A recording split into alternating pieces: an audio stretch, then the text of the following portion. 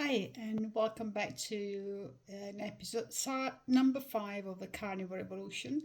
I've done previous episodes 1 to 4 where I described my experience on the carnivore diet from the very beginning all the way through going through the menopause, what worked, what didn't work for me, how I adjusted things, and the whole point of doing this is just to help other, in particular other women out there who may or may not be struggling on certain aspects of a carnivore diet, especially when going through menopause. And hopefully, if it resonates with any of you, and it helps you in any way, then at least I've achieved what I was wanting to do. Is not for me to tell you you must do this. This is the only way to work. It was going to work. Is more of this is my experience. This would work for me, and see if it works for you. Yeah. Just to recap, I am postmenopausal. I've got 3 autoimmune disorders: celiac disease, Hashimoto, lupus, and a genetic disorder, hemochromatosis, which is iron overload. I've been carnivore since 2017. Before that, I was keto for 7 years. But you can find out more details in the previous episode if you want to learn a little bit more. I'm not going to go through the whole thing all over again, otherwise it'd be pointless. I'm sure you've got better things to do with your life than listening to me saying the same things over and over again. The point of this episode is to give you an update, as there's been major changes which have impacted the way I think as well. In the past, my point of view has always been be careful with high fat carnivore, as once you hit the menopause, high fat is not your friend, especially if you got hypothyroidism, Hashimoto, or underactive thyroid. And as you will end up putting on lots of weight. That was my experience all the way through. I used to have higher protein and moderate fats, because the moment I went on high fat, I would just balloon, put on lots of weight. Never felt like the fat filled me up. Never felt that feeling of brain clarity that some people find. Never had that. I would just get lots of weight for nothing, So that was my experience with high fat. So I will typically do 1.6 gram protein per 1 gram of fat, so higher protein than fat. That was working fine until recently. I'm now concentrating on building muscle. And I want to build as much muscle as I possibly can with the view to compete next year. What I found is, as I do my training session in the gym in the evening, the weekend I train during the morning, which is better for me. It works better for my energy levels. But during the weekdays, I have to do it in the evenings because of work commitments. And I found that after I will get home, I will normally have I have breakfast and lunch. I have 2 meals a day. My lunch typically be between 1 and 2, and then time I come home and then I go to the gym. I'll be in the gym at about 6:30. By then I was already hungry, and then I will hit the gym really, really hard, and then come home I was ravenous. And what I used to find is that in the evening I do my meal prep for the following day. I will end up picking on my food for the following, I'm cooking for the following day, that meant less the following day. And on certain occasion, I was so hungry that I would end up cooking a whole lot of eggs just to have on the spot. So I quickly came to realization that this was not working quite so much anymore for me. Potentially it's because I was pushing harder in the gym. Potentially other things, who knows? But it wasn't working. So if something doesn't work, then you have to change it, find a solution. So I decided to try to up my fat to see whether that will help with my satiety, to feel more satiated. I start, given the fact that in the past I had done that when I'd done the priming program, and I ended up putting on a whole lot of weight in the space of just 10 days. Then I thought, okay, let's do it gradually. You know, rather than going to 0 to 100, let's do it gradually. Now, my point of no return, if you like, in the past in respect of fat was about 95 to 100 grams a day. So every time I went above that, I started putting on weight. That's where I'd been all the time. So I decided to increase the fat slowly, just like 10 grams at a time, and see how my body coped. And to my surprise, I got to the point where I'm now, which I'm having 150 grams of fat a day. I've never eaten that amount of fat and not put on fat, body fat. And protein, same. So I'm doing at the moment, I'm doing 1 gram of fat, 1 gram of protein. That's how it's worked for me. I haven't specifically aimed for that. So I'm not aiming for 70-30. I'm not aiming for any specific ratios, because as I said in the past, you got to do what works for you, not what people tell you to do. But you got to start from somewhere. Yeah. So my starting point was about 95 to 100 gram of fat a day, and I was on 160 grams of protein.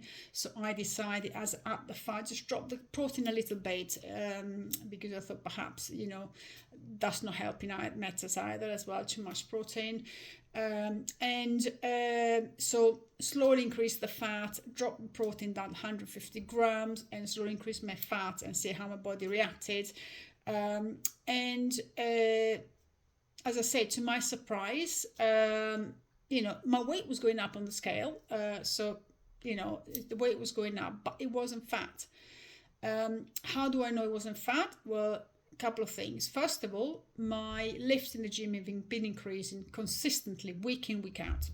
So that goes to say I'm actually increasing in strength. I'm increasing muscle mass.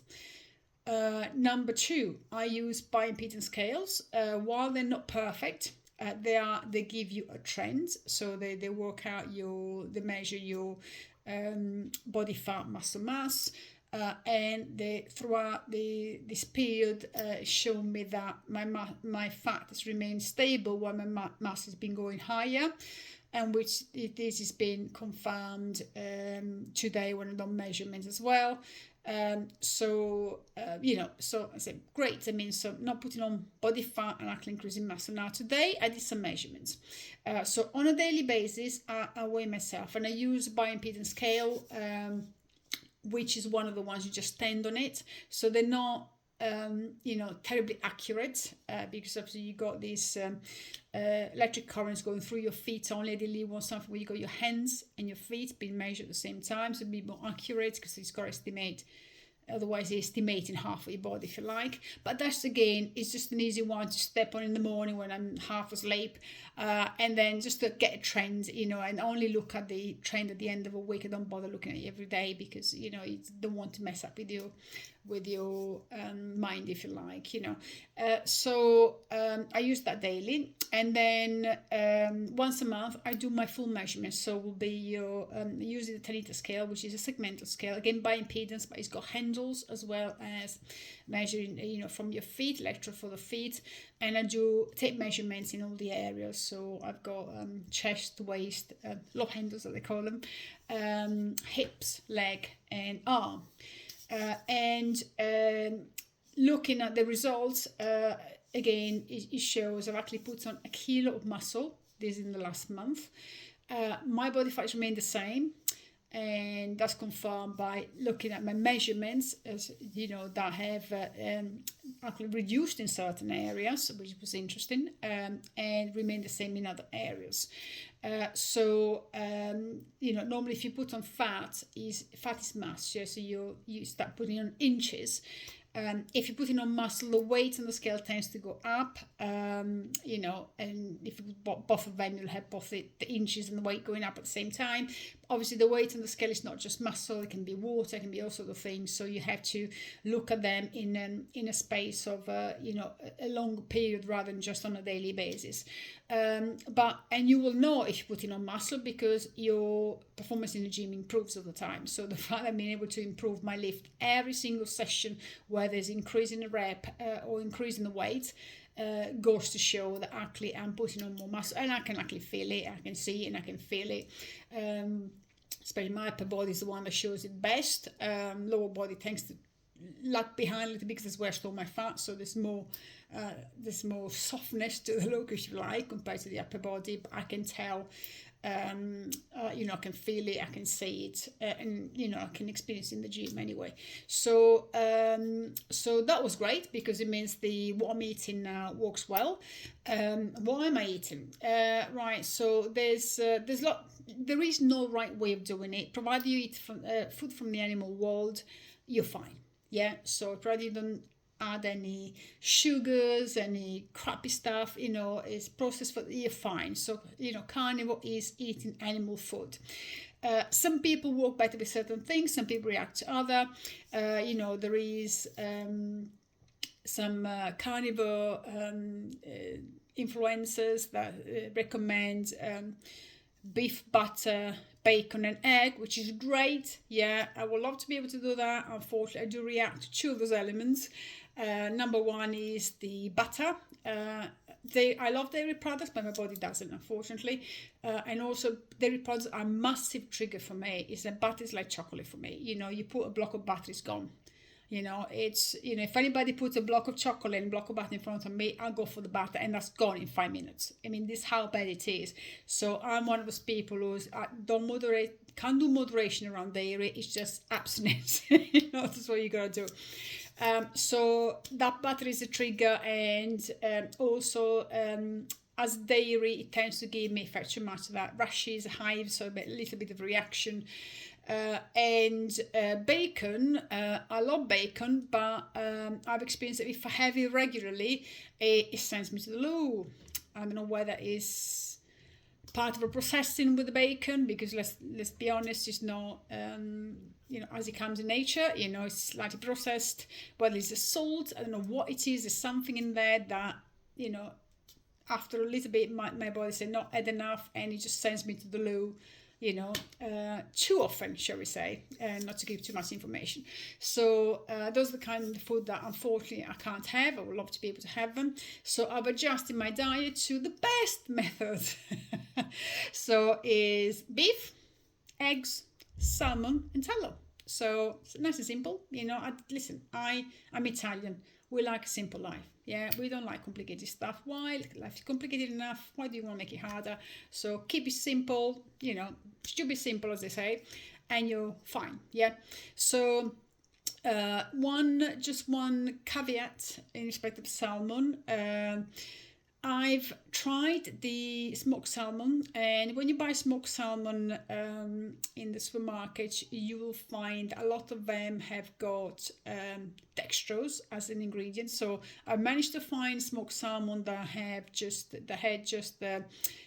salmon and salt as ingredient, and obviously the various things to smoke it, but there was no sugar, no dextrose.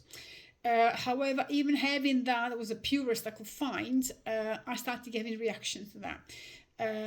Hives, stomachache, so I was not happy, my body was not happy, joint pains, almost like an autoimmune reaction. So what the hell is going on? Because I've had salmon in the past, never bothered me. So I went back to what I had in the past, which was frozen salmon with the skin, which is wild caught Atlantic salmon, frozen, and perfect. Have it every day, no problem. It seemed to be literally the smoked salmon that the problem, and it's got to be something in the smoking process that doesn't agree with my body, but that's me. Doesn't mean it's bad. It's just me. It doesn't work. So eliminate that, find a substitute, and it works perfectly. So morning, I do 2 meals a day, morning, lunch.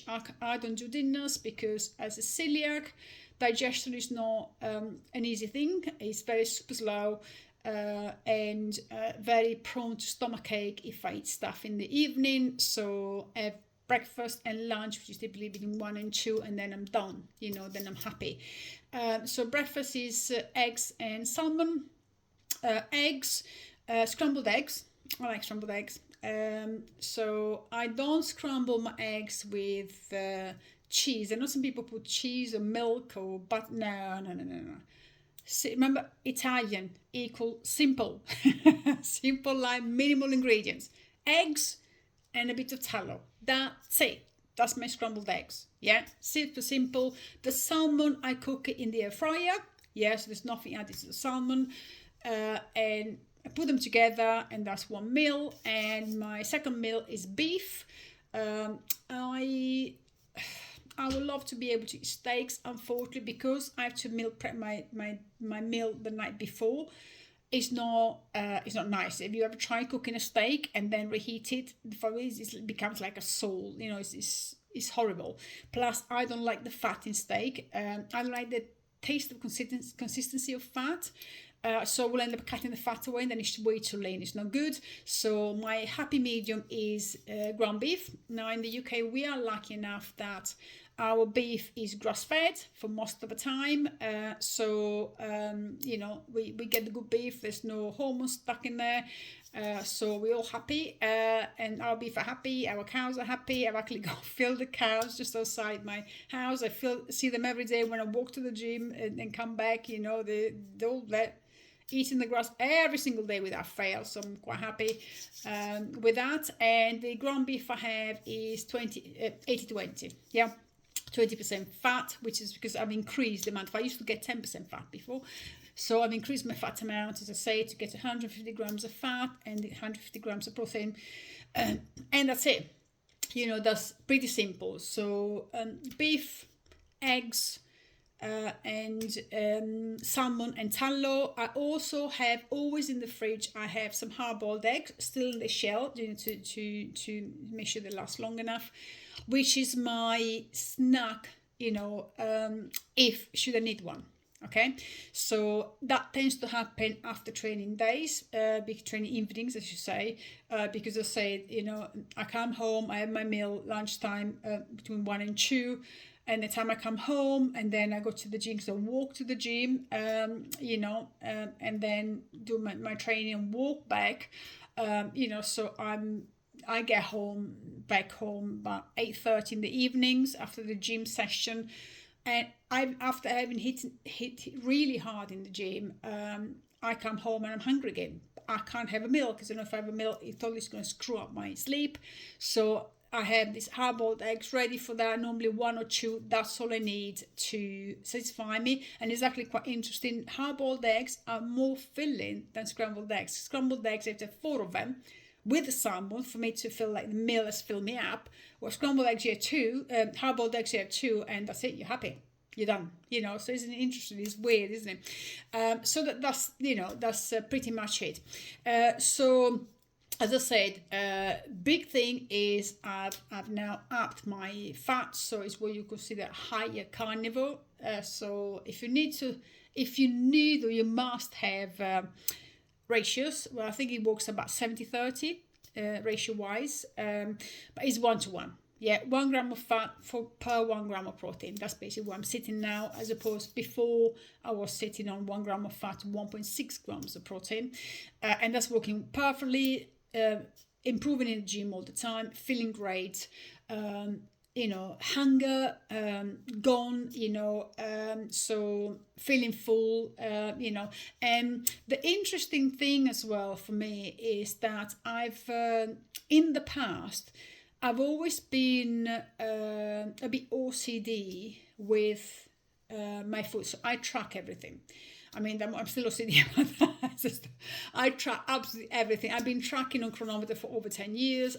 Before that, I was tracking for another 10 years in MyFitnessPal. Every single day without fail. If I have something different, I will add it immediately. If I have an extra egg, I'll add it, you know. It's literally everything. If I add an extra teaspoon of tallow, I'll add it there, you know. But in the past, I've always been very... always had a very neurotic, if you like, if you can say that, attitude towards these tracking apps, because as soon as I saw the calories going up to, oh, okay, I can't eat anymore. If I'm hungry, I've got to stop. I can't, it's too much. Obviously, since going carnivore, I've relaxed a little bit, that one. So, you know, it's carnivore, and I found that I feel better with it. But more importantly, even more so in the last month and a half, when I've actually gone higher, you know, this higher fat ratio, I've noticed my attitude has changed a bit. So I don't know whether it's the fat that is making me chill more, or whether it's just me that I'm so focused on, building muscle that maybe the figures on the app don't bother me quite so much. I'm not sure, but I got to the point now that I'm going by how my body feels only. So if my body's telling me I'm hungry, I'll eat. I'll eat the extra egg, 2 eggs if I need them, sometimes 4, and there will be days where I don't need anything extra, and days where my body just saying, oh, I'm hungry. And, it could even be a rest day. That happened actually last week. So Monday's my rest day. So I hit it really hard Saturday and Sunday in the gym. Sunday in particular is my leg day, so it's the one that destroys me. So Monday is, a rest day is welcome, but my rest day I go for an hour walk. Yes, listen to podcasts. That's my chill time. Yeah. I woke up in the morning and I was normal as a result. And I started getting hungry at 12, which is unusual for me because normally my breakfast keeps me going until 1, sometimes 2, sometimes later. And by 12 I was really hungry. I said, bloody hell, why am I so hungry? I'm going to wait until 1 because 12 is too early. Otherwise, I'm not going to last all the way, So then I had my lunch. It was fine. But then around about 4ish, again, I started feeling hungry. I said, oh, what the hell is going on? So when I got home, before going for my walk, I had to have an egg, one of the hard-boiled eggs kept in the fridge because I was really hungry. And I go, what the hell? Went for the walk, I came back, and I had to have another egg. And then I chilled, in my shower, and after the shower I was hungry again. So, oh my God, I ended up having all 4 hard-boiled eggs in the evening because I was hungry. And obviously every time I add them on my corona because I want that to be exact so I can work out what's working for me more than anything. In the old days, that would have panicked me. It was like, oh my God, I've gone well above what I would normally go, so this is stronger. But I was having a look at, what the total grams of fat and protein was. It's higher. Well, what? Doesn't matter, Also because eggs is probably one of the best foods you can use for snack, if you like, because you've got perfect balance of fat to protein, 1-to-1. So it's not that you're going to go way above with the protein or way above with the fat. So it's a balanced snack, and it's got so much nutrients, it's much nutrition, especially in the yolk. So you can't go wrong, yeah. Well, you can if you get bad eggs. If you get the ones that are very pale yolk, the chicken is fed tons of grain, that you can go wrong with that, but that's a different story. You need to invest in your food, spend the money where it's best for you, which is quality of food more than anything. But yeah, so that goes to show that, it's my attitude has changed. So in the old days, I would have panicked me, oh no, I can't have the extra eggs there. Now I have it recorded. Well, my body needs it. If I'm hungry, I'm hungry. And then I find that naturally the following day I don't need them.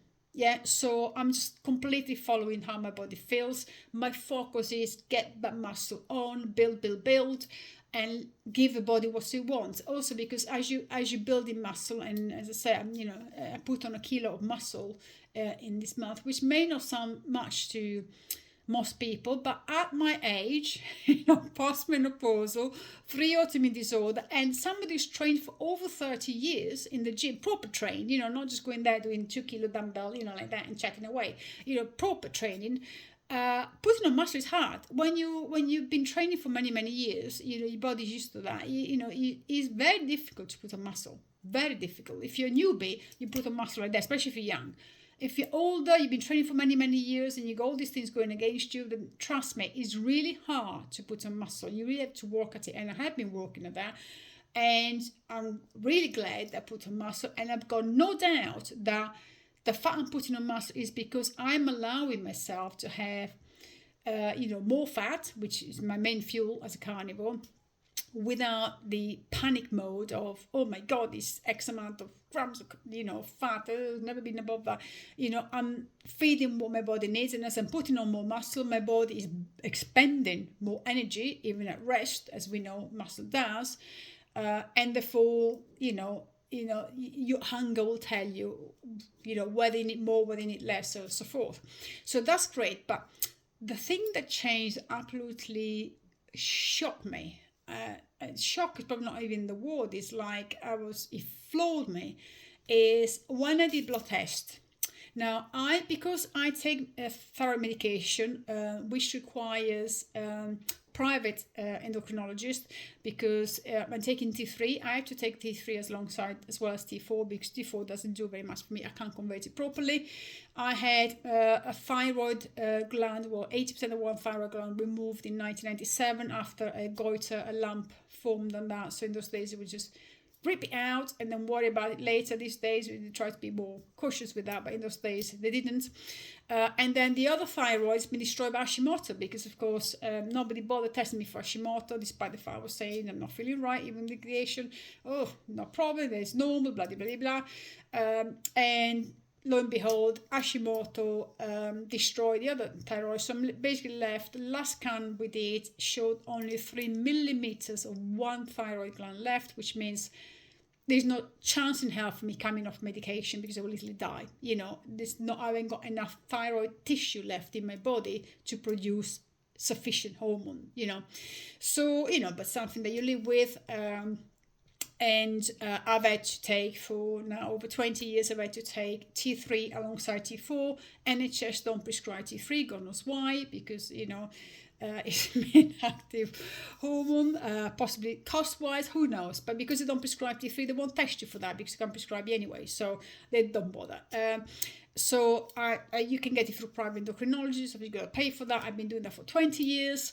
And I've always had the same dose, and which was a combined T4, T3 medication, and same amount. And my T3 in particular has always been within the same range, typically around about 3.5, which is fine. It's within the range you want it to be.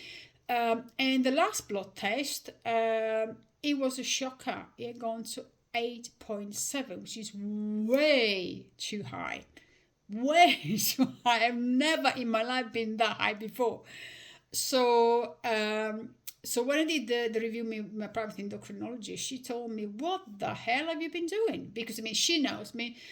She's been with me, looking after me for so many years. She knows I follow a carnivore diet. She knew when I was doing keto. She knows I'm doing a carnivore. And she goes, what? Have you been taking too much medication? What's going on? And I told her, no. I'm taking the same as I always do, one tablets a day. And the only change I've done, I told her, is I've increased my fat intake considerably. And when I told her the increase was about 50 grams of fat per day, she actually said, that could be the issue. She said, that makes sense. However, what we'll do is I've had to decrease the T3 medication.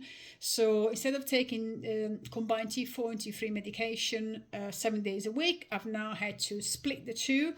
The standard T4 that's prescribed by my GP, and the T3 is prescribed by this private endocrinologist. The T3 I'm only allowed to have 3 days a week. The other 4 days only T4, to try to bring that, because too high is not good for you. And then, she said, well, that's probably what it is. Why? Why would you say that high fat reduces your need for thyroid gland? After all you hear out there, carbohydrates, if you got underactive thyroid, you must have carbohydrate. God forbid you're going to destroy your thyroid. Bullshit. Okay? Who says that? Is people who clearly haven't got experience of how thyroid works, for themselves. Because I'm telling you, my thyroid was a lot worse when I was having carbohydrate. I was actually vegetarian. It destroyed my thyroid. Actually, that's what caused the goiter in the first place. Yeah. So don't tell me you need carbohydrate for your thyroid, because I really want to slap you in the face. I'm sorry, but this drives me mad when people say that. Now, you want to know more about this, high fat, and how high fat can, may cause your need for thyroid hormone replacement to be decreased. All you gotta do is, you can look it up, but the best place to look it up is this clinical paleomedicine. I think they call themselves a different thing, but if you Google paleomedicine, it will come up with a new name. Sofia Clemens is one of the scientist specialists there. What they do, they concentrate on using the ketogenic diet, which in the way of doing it is 2-to-1 ratio, 2 grams of fat to 1 grams of protein, and it really does not include any vegetables. So they call it ketogenic, but it really doesn't include any vegetable. It's really animal based. And they use that, and they run many tests, many experiments, and many studies whereby they've proven that helps with anything from epilepsy, control of epilepsy, to autoimmune disorders, optimization obviously of body composition. But interestingly enough, they've had very successful studies with cancer, particularly brain cancer. Yeah, so it's, if you want to find out more about that, you'll find, just Google paleomedicine, and you'll find that this is real study with real people by real scientists. This is not it's something plucked up from the sky from somebody says, well, I think this is what goes and therefore it goes. Yeah, it's not epidemiology studies. They're all based on what people remember to eat. Oh, I've had meat and I ended up with cardiac disease. Well, actually, I had the meat inside the bun with the chips and the Coke, but because I had the meat, I'm just thinking about the meat, then that's what caused the problem. No, this is real study. This is serious stuff. Yeah, and now. Among the things that they found out is that there is a reduced need for thyroid hormones if you have high fat. Yeah, because apparently T3 is linked to carbohydrate consumption. The more carbohydrate you have, the more you need. Well. So that's why they say, well, if you're going to screw up your thyroid gland if you don't have carbohydrate. Well, actually, you need more thyroid medication if you're having carbohydrate. Yeah, just like surprise. You need more insulin. If you're diabetic, you eat carbohydrate. Oh, well. So what's the solution? Have more carbohydrate? No, get rid of a fucking thing. And then you resolve everything. But no, they don't tell you that because God forbid, then they can prescribe metformin, then they can prescribe statins, they can prescribe all the medication, the whole bloody system goes down the drain. Yeah. So, that's aside, rant aside. Yeah. So that to me, that is like, woohoo, what's happened there? That's the first time, I'm not lying to you, that's the first time ever since my thyroid gland was removed in 1997, I've ever had high T3. I've always been bottom, rock bottom T3, and the medication brought it like mid-range. That was the best I could ever hope for. Yeah, this has just gone way too high, which is not good, by the way. Yeah, so it's oh great, that's a good, no, that's not a good result, because too much thyroid medication then brings other things, like for example you start feeling high heart rate, all sort of other problem, you can't sleep, anxiety. So no, you don't want that, so that's not a good thing. But that's something that can be fixed. I'm to be honest with you, I'm well more happier to know that a change I've done in my diet, which was aimed at helping me with my training and hunger,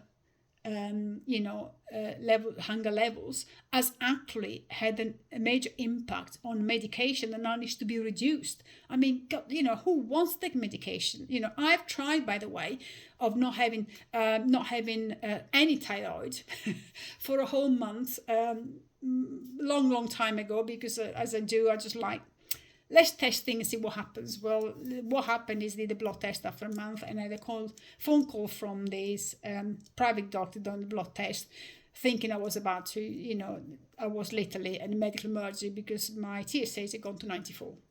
Yeah, so the TSH, thyroid stimulating hormone, is one of the factors that they look at. It's not the most important. It needs to be looked in a context with TSH, T4, T3, but NHS just do TSH and T4, and all of a sudden TSH is 94, and it should be between 0.2 and 4.5. I'm 94, so you can imagine that means my thyroid completely tanked out. And he actually asked me whether if I was well, if I wasn't, if I was fainting. I didn't know. I mean, I was feeling tired, but I wasn't fainting. So he actually prompted him to call me immediately as soon as he got the results. So I've needless to say, I had to go back on medication, although I wasn't feeling particularly that bad, but that result meant that clearly there was a very big problem. My body wasn't producing enough, which I already knew anyway, because when you only got that tiny bit of thyroid gland left, there's no chance in hell your body can produce enough. But I had to test it out for myself to know that that was the case anyway. So subject aside, so I'm well chuffed about that, because now it means that I'm reducing my thyroid medication, which is absolutely brilliant. Yeah. My gym training is improving all the time. So as I say, I'm increasing the lift every single session, which is great. I'm feeling good. My hunger is under control. My energy levels is good. You always got to check hunger, energy, craving, sleep. Yeah.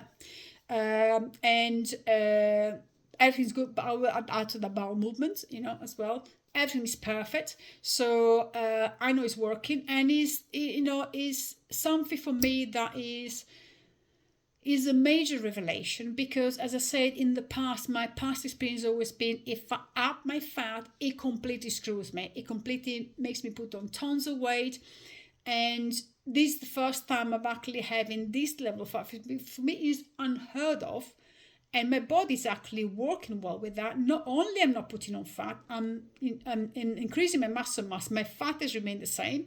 Although I'm expecting at some point I'm going to start putting on fat, yeah, because it's, you're eating more, you're increasing your fat, I'm eating more, I'm eating until I'm satisfied and going to hunger. So although I'm putting on muscle mass, and therefore my body might be asking for more food because it's more muscle mass, part of the idea of putting on muscle is that you have to eat a little bit more in excess of what your body will normally need to allow you to build this muscle. So, and it's very rare that you can just put on muscle and not fat at all. So some fat will have to come on. But as I say, my mental state, the way I deal with that has changed. I'm recording everything, because I always do. I've been recording for donkey's years, both my food, my symptoms, and my measurements. I've been doing that forever and more.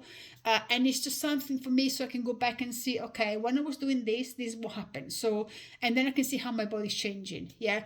And it is to learn, it's for me to learn what works for me. Yeah. But having said that, while I'm enjoying where I'm now, so I'm eating to satisfaction, I'm eating real food only, digestion is happy, sleep is fine, although hot weather recently has caused a little bit of problem, but that is something aside. I'm happy with everything. Is this the optimal for me? Is this where I'm going to be for the rest of my life? No. Why not, if I'm enjoying it? So now this is going to be the optimal until it works. Yeah, so when it stops working, that's when I need to start tweaking things. And that's when I made the change last time. Remember, I said, I started to get too hungry after training, and, it wasn't working well for me. So I had to start looking, okay, why is it not working anymore? And, increase the fat. So the moment this is not working for me anymore, whether it is my digestion, my energy, my cravings, my sleep, my mood, my bowel, whatever, as soon as something is either plateauing or not working, or get new symptoms that don't work for me, then that's when I will stop everything, reset, have a look what's changed, and then adjust. Yeah. So this is what you got to understand, is that there isn't the perfect thing. There is the thing that works now, but it might not be working in a month's time. Yeah, because our body adapts all the time. Yeah, but it's also there's other factors that will impact how your body reacts to things. Like, for example, typical example, we're in the summer. Now, although the UK hasn't got the reputation of being the hottest place, we've had some very hot temperature recently, yeah? And with the hot temperature and the summer season, what comes along? High pollen levels. Now, a lot of people suffer from hay fever and allergies. I've never, ever had hay fever, ever in my life. I had sinus issues in the past, but never hay fever. All of a sudden I'm starting to get a little bit of a sniffle. It's not the typical hay fever symptom, so it's not the the itchy eyes and really stuffy nose, none of that. More headaches and every now and again a little bit sneeze, but there's nothing. There is no there is no runny nose, no eyes, nothing like that. And the other things that has happened recently is I started to get some cramps at night. Leg cramps are very weird leg cramps. Normally I will get, it's on the arch of the foot, but this is like on the calf or on the shin, very weird places for me to have cramps. So I started thinking, oh, don't know, something is out of whack here. And thinking about it, so what's changed? Well, the weather has changed. It's got really, really hot. So I'm sweating a little bit more, but hey, I've compensated because I drink tons of water. I mean, on a normal day, the minimum is 2 liters of water, but that's me because I feel I need to sip regularly because my mouth gets really dry.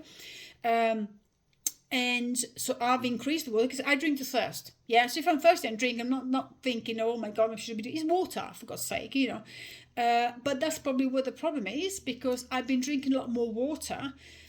But if you're sweating and with the heat, especially being very sticky here, you're losing electrolytes. You're not losing just water, you're losing electrolyte. And if you're not replacing them, just with water, then you're diluting your electrolytes even more. And that could potentially be the reason why I'm experiencing the last couple of nights some cramps. Yeah. So I've had a little bit more salt. That hasn't made any difference.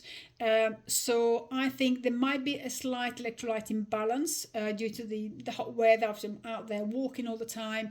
So I'm sweating a little bit more. The gym is hitting it very hard. And one of which I've got 2 gyms that use. One has got no air conditioning, which is boiling hot. And the other one's got air conditioning, so it's bearable, But the one with the air conditioning was like, oh, God, it's like drenched. So what I've decided to do is food is working fine, what I'm having, but I'm having this issue. Something is slightly out of whack. Now the headaches could be down to a little bit of hay fever, symptoms, or it could well be down very possibly hydration level, which would then again confirm, cramps happening. So now I don't have I got salt at home, Himalayan pink salt is sodium, great. I got water, I got no potassium. I have to take calcium supplements because I've had the parathyroid removed recently and my calcium level dropped, so I have to take them to compensate that, fine. But I've got no potassium. I thought maybe I'd get it from meat, of course, but there is a balance you have to maintain between sodium and potassium. And I wonder whether, because I got more water, a little bit more sodium, but no potassium, no more potassium, eating the same stuff, not eating more of, then I wonder whether that has screwed up things a little bit. That might start to cause this thing, especially with the hot weather. So I've actually ordered some electrolytes. I've ordered Element, just purely because it's the only one that didn't have a lot of crap in it, fillers or anything like that, pretty straightforward. But I've ordered just a little amount just to see how I go, because last time I used electrolytes, Elements actually, I was going to the toilet. They were just flashing out at me, literally, and it wasn't agreeing with me. So I started them today, and what I've done, I put a sachet in a liter of water, and that seems to be okay. So it's not making me go to the toilet, so not flashing through me. Probably is. I think last time I just put literally a whole sachet just in a glass, and maybe there was too much salt at once.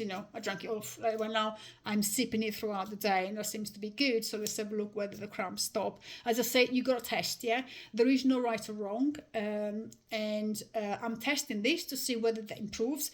If after going through the 12 sachet, I see the cramps are still there and nothing changed, and clearly it was an electrolyte, and I go, stop using them, because if you don't need them, you don't use them. You don't just take them just in case. If you don't work, they don't work. Get rid of, save yourself some money, and then reassess, find out what's going on.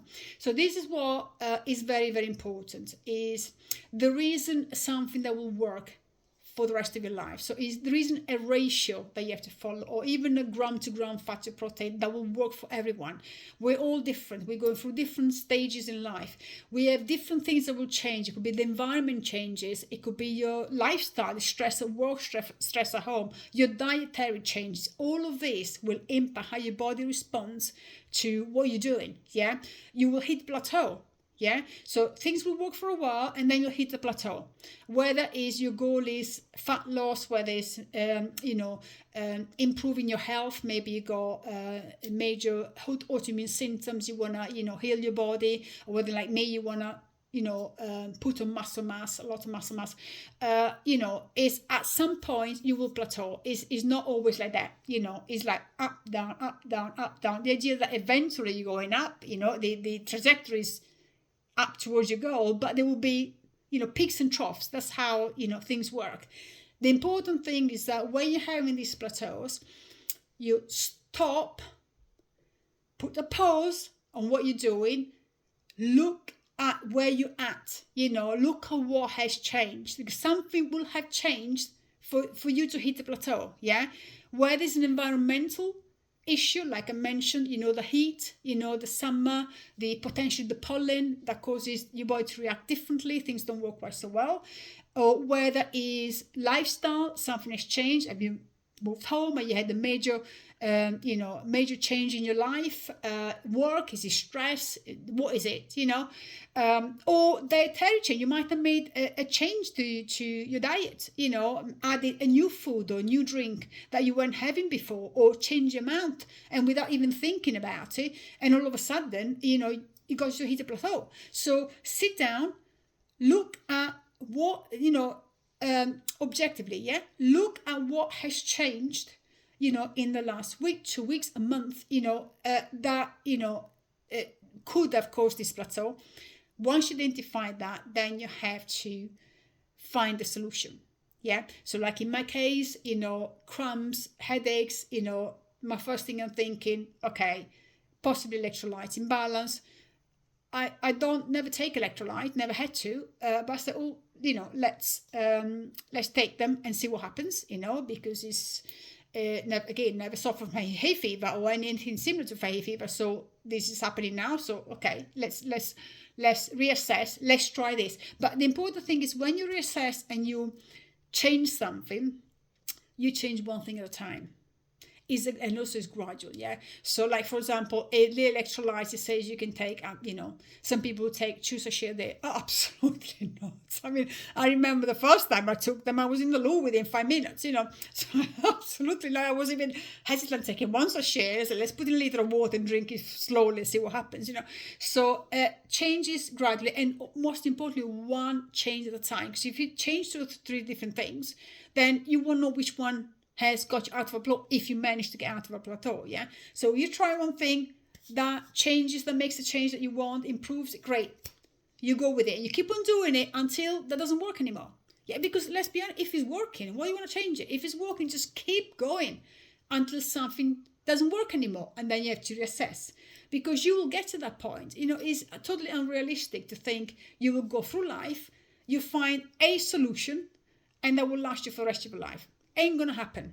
So just get it out of your mind, because you're gonna just go a disappointment. It will not happen. So many things change. You got so many things in the body that can go different ways. Women especially with it, with the menopause and everything. But even men, changing hormone, changing rehydration level, all that will have major impact on all sorts of things. How your body responds to things. So, just be prepared. Know that the plateau will come at some point. Things will not work anymore at some point, but just don't panic. Sit down, let's have a look what has changed. And if you can't find what has changed, it might be that is something that you're not even thinking about. Ask, somebody's with you all the time, member of family, say, have I changed anything? Have you noticed anything different about me, doing something differently? Because they might come out with, all right, you've been doing that. And I go, oh, I didn't think about that. I thought I forgot. So sometimes we can't see when it's in front of us, because we're so involved with it.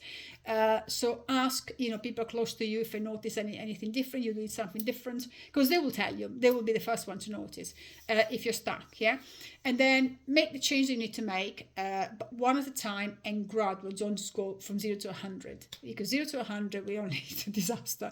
And something that could potentially have worked for you will not work because you're going too fast, which is what I had in the past when I went, with a fat, high fat. Oh, everybody's saying 2 sticks a bath a day, go for it, and it ended up in disaster for me, So that's what I wanted to say. So I want to give an update on the changes I've made, and the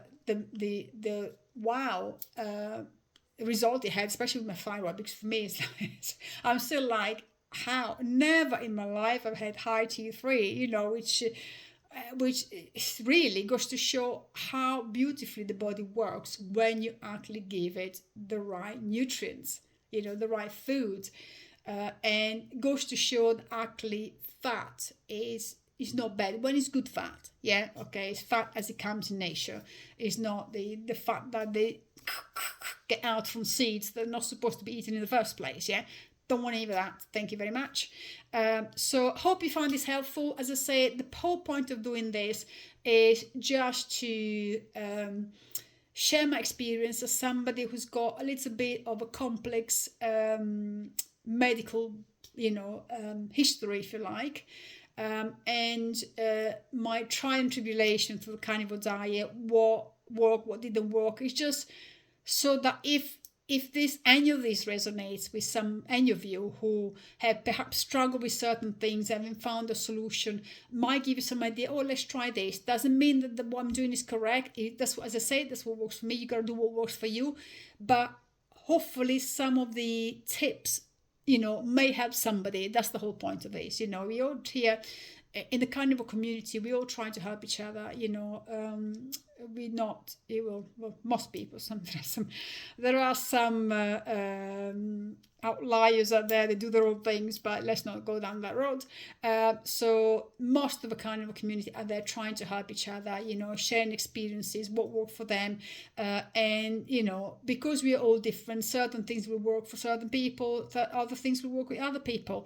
But if you all share, the more we share our experiences, the more we can help people, the more we can help turn this mess that it is the current health status of especially Western countries. I know the UK and USA are particularly bad in this area when it comes to obesity, diabetes, and even now Alzheimer, what they call type 3 diabetes. So, we need to turn this thing around because we've been guided by far too long by a society that is driven by profits from pharma, from corporations the likes of Coke and Kellogg's. They're just interested on selling stuff to make them profit, making us addicted to these super processed foods that not only make us sick, but actually make us dependent on them. Yeah, so it's, as I always say, if you didn't used to walk, fly, swim, or for people who do ketogenic, grow from a tree, grow from the ground, you don't touch it. Okay, so it has to be what comes in nature, not what is being made by men or altered by men. Okay, so until next time, hope this is helpful, and see you soon. Thank you. Please leave your comments if you'd like to. Thank you.